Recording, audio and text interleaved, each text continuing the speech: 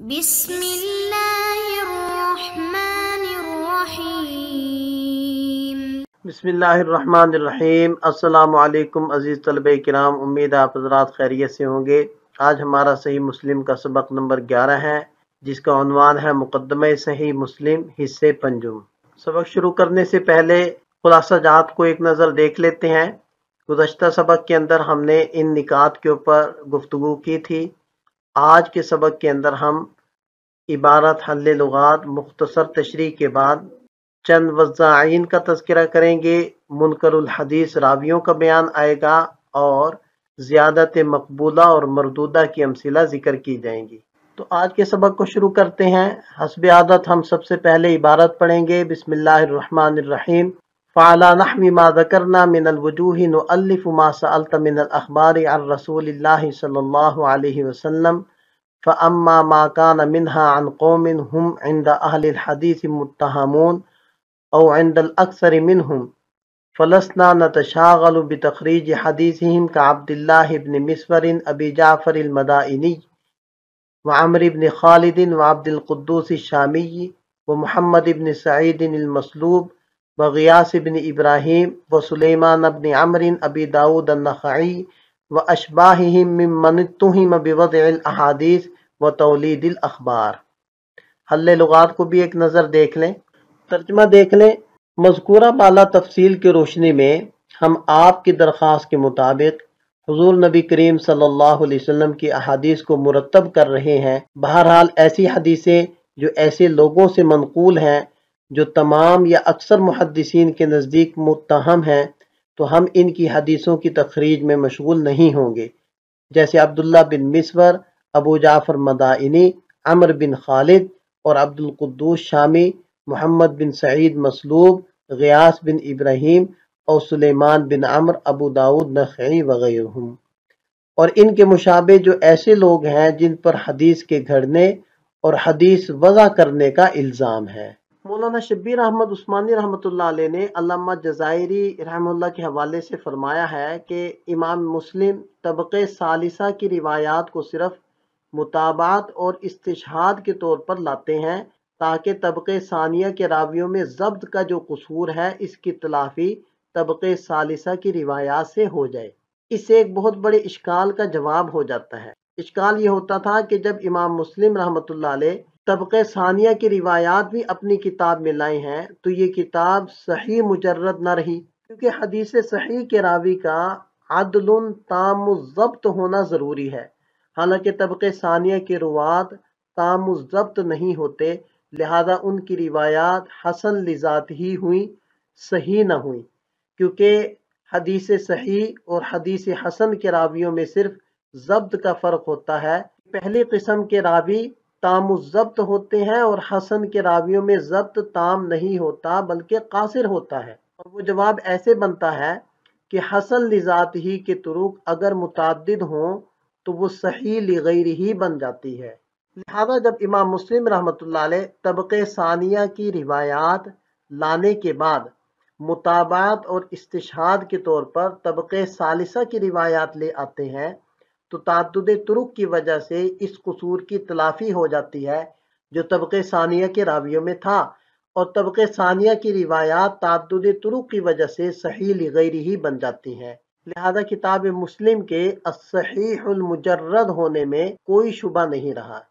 البتہ یہ کہنا درست ہوگا کہ کتاب مسلم میں ساری احادیث صحیح لذات ہی نہیں بلکہ اس میں صحیح لغیر ہی بھی ہیں۔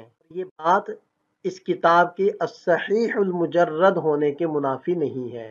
امام مسلم رحمۃ اللہ علیہ نے یہاں 6 وضاعین کے ناموں کا کھل کر اعلان فرمایا ہے، جن پر تمام محدثین نے یا اکثر محدثین نے حدیث گھڑنے کا الزام لگایا ہے۔ علامہ نووی رحمۃ اللہ علیہ فرماتے ہیں کہ ان سب پر حدیث وضع کرنے کا شدید الزام ہے، لہذا الگ الگ ایک ایک کی وضع کی داستان بیان کرنے کی ضرورت نہیں۔ وہ 6 نام یہ ہیں۔ پہلا ہے ابو جعفر عبداللہ بن مسور مدائنی، جو مدائن کی طرف منسوب ہے، بڑا کذاب جھوٹا تھا، حدیثیں گھڑتا تھا۔ دوسرا ہے عمر بن خالد واسطی، شہر واسط کی طرف منسوب ہے، ابن ماجہ کا راوی ہے، بڑا کذاب اور جھوٹا تھا۔ اور تیسرا ہے عبد القدوس شامی، شام کی طرف منسوب ہے۔ ابن حبان نے تصریح کی ہے کہ عبد القدوس کذاب تھا، حدیثیں گھڑتا تھا، اور محمد بن سعید مسلوب شامی بادشاہ نے اس کو حدیثیں گھڑنے پر سولی پر لٹکا دیا تھا۔ احمد بن صالح فرماتے ہیں کہ اس شخص نے 4000 حدیثیں گھڑ لی تھیں۔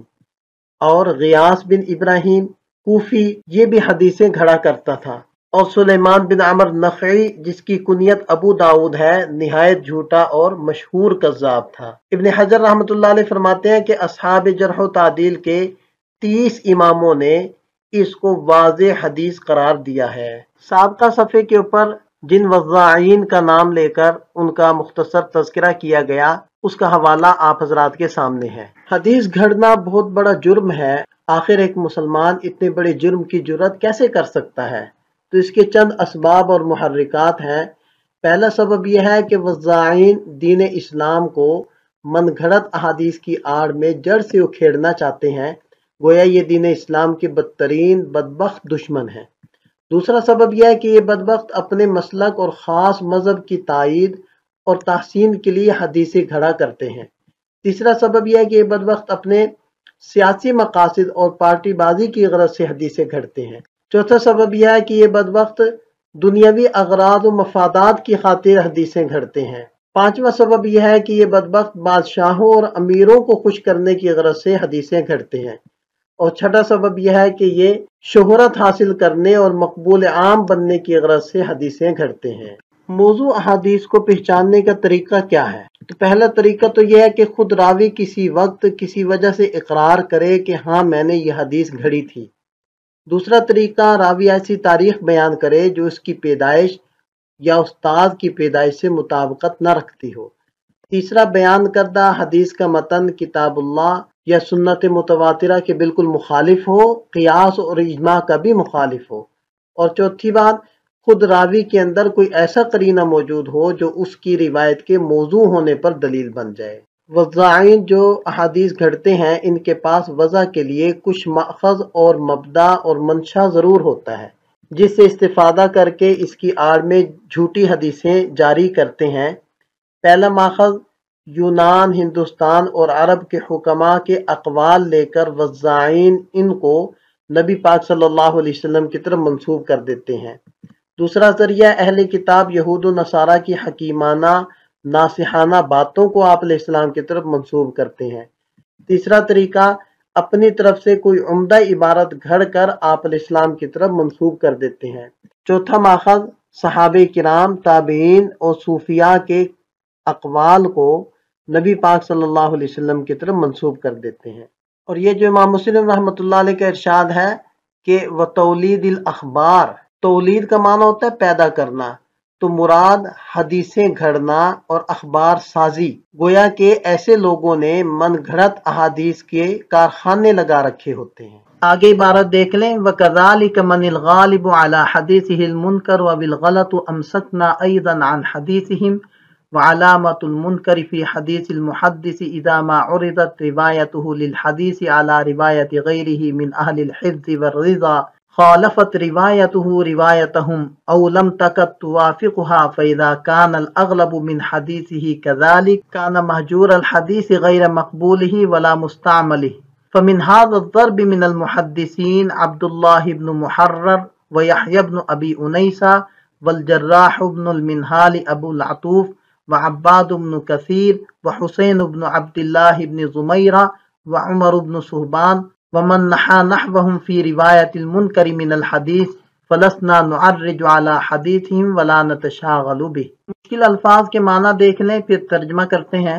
ترجمہ دیکھ لیں، اسی طرح جس راوی کی مرویات پر منکر یا غلطیاں غالب ہوں ان کی روایتوں کو بھی نقل کرنے سے ہم احتراز کریں گے، اور کسی محدث کی مرویات کے منکر ہونے کی علامت یہ ہے کہ جب اس کی روایت کا مقابلہ دوسرے اہل حفظ و پسندیدہ یعنی عادل و ضابط راویوں کی حدیثوں سے کیا جائے تو اس کی روایت ان کی روایت کے خلاف ہو یا بمشکل مطابقت پائی جائے۔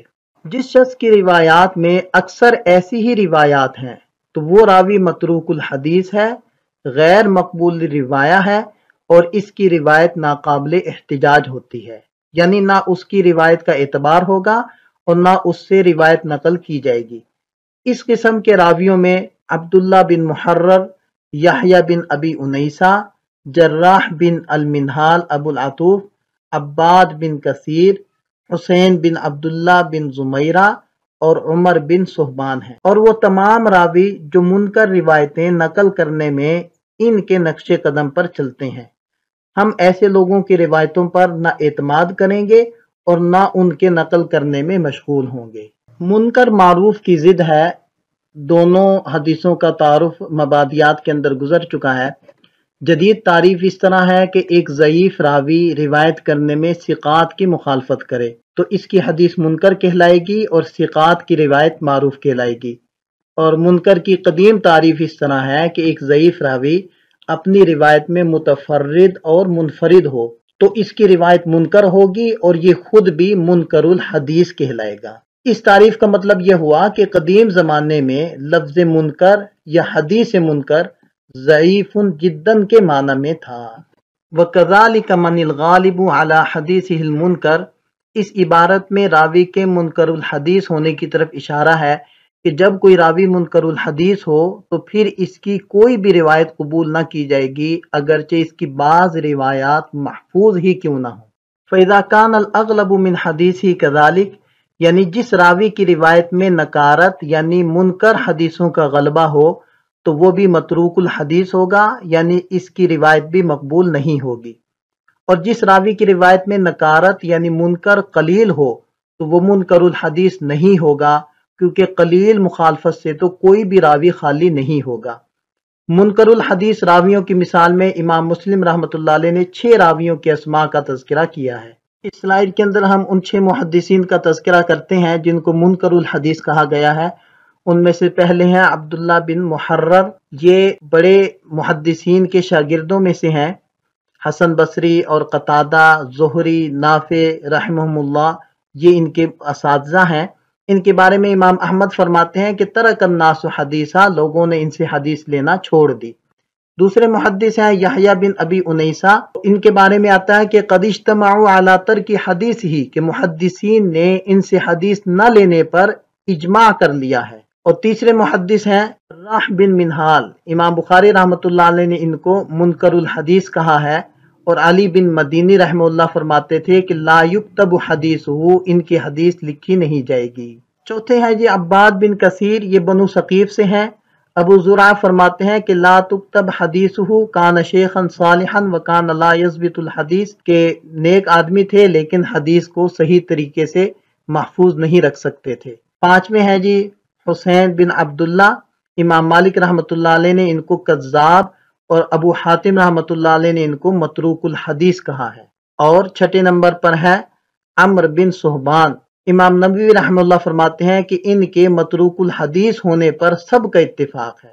سابقہ صفحے پر ہم نے جو 6 منکرین حدیث کا تعارف کروایا ہے یہ اس کے حوالہ جات ہیں۔ آگے عبارت دیکھ لیں، لِأَنَّ حُكْمَ أَهْلِ الْعِلْمِ وَالَّذِي يُعْرَفُ مِن مَذْهَبِهِمْ فِي قبول ما يتفرد به المحدث من الحديث أن يكون قد شارك الثقات من أهل الحفظ والعلم في بعض ما رووا وأمعن في ذلك على الموافقة لهم، فإذا وجد كذلك ثم زاد بعد ذلك شيئا ليس عند أصحابه قبلت زيادته، فأما من تراه يعمد لمثل الزهري في جلالته وكثرة أصحابه الحفاظ المتقنين لحديثه وحديث غيره، أو لمثل هشام بن عروة وحديثهما عند أهل العلم مبسوط مشترك قد نقل أصحابهما عنهما حديثهما على اتفاق منهم في أكثره، فيروي عنهما وعن أحدهما العدد من الحديث مما لا يعرفه أحد من أصحابهما، وليس ممن قد شاركهم في الصحيح مما عندهم،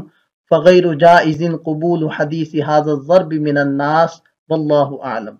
مشکل الفاظ کے معنی دیکھ لیں، ترجمہ دیکھ لیں۔ اس لیے کہ محدثین کا جو فیصلہ اور ان کا جو مذہب مشہور ہے اس حدیث کے قبول کرنے کے سلسلے میں جس کا راوی متفرد ہے وہ یہ ہے کہ راوی ثقہ حفاظ محدثین کے ساتھ شریک رہا ہو ان کی بعض مرویات میں، اور اس نے انتہائی جد و جہد کی ہو ان کی موافقت کرنے میں، تو جب کوئی راوی ایسا ثابت ہو جائے پھر وہ کوئی زائد بات بیان کرے جو اس کے ساتھیوں کی روایت میں نہ ہو تو اس کی زیادتی قبول کی جائے گی۔ رہا وہ راوی جسے آپ دیکھ رہے ہیں کہ وہ امام زہری رحم اللہ جیسے محدث کا قصد کرتا ہے، یا جو امام زہری کی طرح ہے جلالت شان میں اور شاگردوں کی کثرت میں، جو حفاظ حدیث ہیں اور ان کی اور دوسرے محدثین کی روایات کو نہایت درستگی کے ساتھ بیان کرتے ہیں، یا وہ حضرت ہشام بن عروہ رحم اللہ جیسی شخصیت کا قصد کرتا ہے، درا حالانکہ دونوں کی حدیثیں محدثین کے پاس مفصل موجود ہیں اور دونوں کی حدیثیں مشترک بھی ہیں، جن میں سے اکثر کو ان کے تلامذہ باہم متفق ہو کر ان سے روایت کرتے ہیں۔ اب وہ راوی ان دونوں حضرات سے یا ان میں سے کسی ایک سے چند ایسی حدیثیں روایت کرتا ہے جن کو ان کے تلامذہ میں سے کوئی نہیں جانتا، اور وہ راوی ان تلامذہ کے ساتھ ان کی صحیح روایات نقل کرنے میں شریک بھی نہیں رہا ہے، تو اس قسم کی روات کی روایتیں قبول کرنا جائز نہیں۔ واللہ اعلم۔ یہاں پر ایک سوال پیدا ہوتا ہے کہ اصول حدیث کا قاعدہ مسلمہ ہے کہ ثقہ کی زیادتی معتبر ہوتی ہے، جبکہ اس عبارت سے یہ بات مفہوم ہوتی ہے کہ زیادتی معتبر نہیں۔ اس کا جواب امام مسلم رحمۃ اللہ علیہ نے اس عبارت میں یہ دیا کہ راوی دوسرے ثقہ روات کے ساتھ اسی استاد سے روایت کرنے میں مشترک ہے، پھر عام طور سے اس کی روایات دوسرے ثقہ راویوں کی روایت کے ساتھ موافقت کرتی ہوں، مگر پھر وہ کسی خاص حدیث میں کوئی ایسے الفاظ بڑھا دے جو دوسرے ثقہ راویوں کی روایت میں نہیں ہیں، تو اب اس راوی کی یہ زیادتی معتبر ہوگی۔ اسی کو کہتے ہیں زیادت مقبولہ۔ اس کی مثال یہ ہے کہ حضرت قتادہ رحمہ اللہ کے 4 مشہور شاگرد ہیں، ابو عوانہ، سعید بن ابی عروبہ، ہشام اور سلیمان تیمی۔ یہ چاروں حضرت قتادہ رحمہ اللہ سے باب التشہد کی روایت نقل کرتے ہیں، صرف سلیمان تیمی رحمہ اللہ کی روایت میں زیادتی ہے، اور وہ زیادتی کیا ہے؟ وَإِذَا قَرَأَ فَأَنصِتُوا۔ یہ زیادتی قتادہ رحمہ اللہ کے 3 شاگرد نقل نہیں کرتے، صرف سلیمان تیمی رحمہ اللہ نقل کرتے ہیں، مگر یہ زیادتی ان کی قبول ہوگی کیونکہ سلیمان تیمی ہمیشہ اپنے باقی تینوں ساتھیوں کے ساتھ روایت کرنے میں شریک رہتے ہیں اور ان کی روایات عام طور سے متفق ہوتی ہیں، اس لیے اب سلیمان تیمی رحمہ اللہ کی یہ زیادتی معتبر ہوگی۔ فَأَمَّا مَنْ تَرَاهُ يَعْمِدُ۔ یہاں سے امام مسلم رحمہ اللہ بیان فرما رہے ہیں کہ اگر کوئی جلیل القدر محدث ہو، اس کے تلامذہ کثیر ہوں، مثلا امام زہری اور ہشام بن عروہ وغیرہ، ان سے کوئی راوی ایسی روایت نقل کرے جو ان کے دوسرے شاگرد جو حفاظ بھی ہوں اور متقن بھی ان کے ساتھ روایت کرنے میں شریک ہے اور اس کی روایت معتبر ہوگی۔ تفرد اور زیادتی ایسے راوی کی قبول ہوتی ہے جو ثقہ، عادل، ضابط اور متقن ہونے کے ساتھ دوسری صحیح روایات کے نقل میں بھی دوسرے حفاظ کے ساتھ شریک ہو۔ اگر راوی کی اس روایت یا زیادتی کو دوسرے ساتھی نہ جانتے ہوں اور یہ راوی دوسری صحیح احادیث کے نقل کرنے میں بھی ان کے ساتھ شریک نہ رہا ہو تو اب اس کا یہ تفرد قبول نہیں ہوگا۔ وقد شرحنا من مذهب الحديث وأهله بعض ما يتوجه به من أراد سبيل القوم ووفق لها، وسنزيد إن شاء الله تعالى شرحا وإيضاحا في مواضع من الكتاب عند ذكر الأخبار المعللة إذا أتينا عليها في الأماكن التي يليق بها الشرح والإيضاح إن شاء الله تعالى۔ اور ہم نے فن حدیث اور محدثین کے طریقہ کے سلسلہ کی بعض وہ باتیں واضح کر دی ہیں جن کے ذریعے وہ شخص محدثین کی راہ اختیار کر سکتا ہے جو چاہے اور جسے اس کی توفیق بھی ملی ہو، اور انشاءاللہ ہم اس کی مزید وضاحت کریں گے اسی مقدمہ میں متعدد جگہ احادیث ضعیفہ کے بیان میں جب ہم وہاں پہنچیں گے، جس جگہ تشریح و توضیح کا موقع ہوگا انشاءاللہ تعالی۔ امام مسلم رحمۃ اللہ علیہ کے اس ارشاد سے معلوم ہوتا ہے کہ آگے کتاب میں وہ اخبار کی علل بھی بیان کریں گے، لیکن اس میں بعض حضرات کو اشکال ہوا کیونکہ بظاہر علل کا بیان کتاب میں کہیں نظر نہیں آتا، چنانچہ بعض حضرات نے کہا ہے کہ امام مسلم رحمۃ اللہ علیہ کا ارادہ علل بیان کرنے کا تھا لیکن موقع نہ مل سکا، لیکن قاضی عیاض اور علامہ نووی کی تحقیق یہ ہے کہ امام مسلم نے یہ وعدہ بھی صحیح مسلم ہی میں پورا کر دیا ہے چنانچہ جا بجا الفاظ سند کے اختلاف، ارسال و اسناد اور زیادت و نقص اس طرح ذکر کرتے ہیں کہ اس کی علل کی طرف اشارہ ہو جاتا ہے اور کہیں صراحت بھی کر دیتے ہیں۔ متعدد مقامات پر بعض روات کی تصحیف کی بھی نشاندہی فرمائی ہے۔ یہ سبق سے متعلق چند ضروری سوالات ہیں، آپ ان کے جوابات لکھیں۔ یہ ہمارا سبق مکمل ہوتا ہے۔ سبق کے اخیر میں سبق کا خلاصہ ایک نظر دیکھ لیتے ہیں۔ ملتے ہیں نئے سبق کے ساتھ۔ اللہ تعالی ہم سب کا حامی و ناصر ہو۔ دعا میں یاد رکھیے گا۔ السلام علیکم۔